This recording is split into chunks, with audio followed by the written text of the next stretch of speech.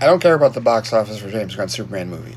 Well, alright, that's not entirely true. I do sort of care about it, but we're past the breaking even point, if you will, like mythically, and I don't give a shit what Forbes or any other places say with respect to, oh, it needs to do this, it needs to do that. No. David Zaslav already signed off on the DCU when he wrote his little victory lap letter and said, hey, it's the beginning of our 10-year plan, and we've got Supergirl and Clayface coming out next year, so you don't have to worry about the solidarity of the DCU. It's safe at this point in time. No, what's really happening here is James Gunn is rebranding Superman, not just the DC Universe, but Superman as a character himself.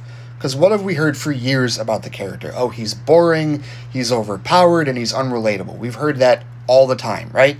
And now what you do when you start a brand new DC Universe is you've got to get Superman's house in order. So how do you do that? How do you get the general audience to come out for that movie? Well, you make him relatable. You make him vulnerable so that, he actually doesn't seem like he's horribly overpowered. And you make him funny and not as boring as the general audience has thought he was over the last however many years. And this goes way beyond any perceived damage that you think Zack Snyder did to the character. No, he didn't damage him at all. Man of Steel made money. So did Batman v Superman, even if you don't want to admit it. Whatever.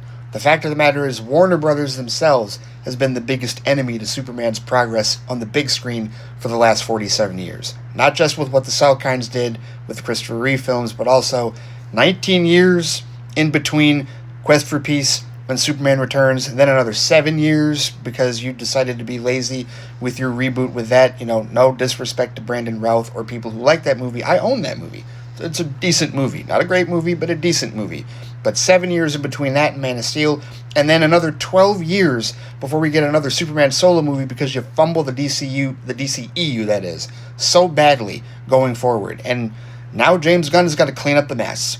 And he's got to rebrand Superman for the general audience and make him relatable and vulnerable and not boring to them. And so far, he's done that. And all the reviews and all the word of mouth have been really positive with respect to the general audience on this.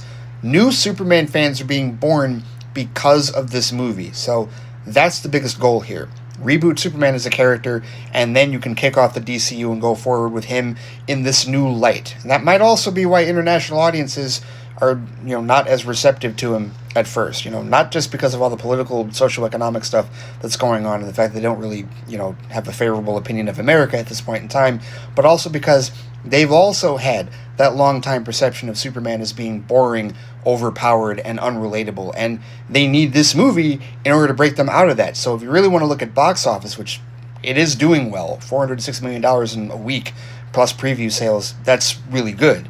But now you look at that sequel and see what it can do now that everybody has seen what this Superman is going to be like. They know what David Cornsweet's going to bring to the table. They know how James Gunn is going to craft it. They know what the DCU Superman is going to be. So now look for that sequel to be the big, huge earner going forward.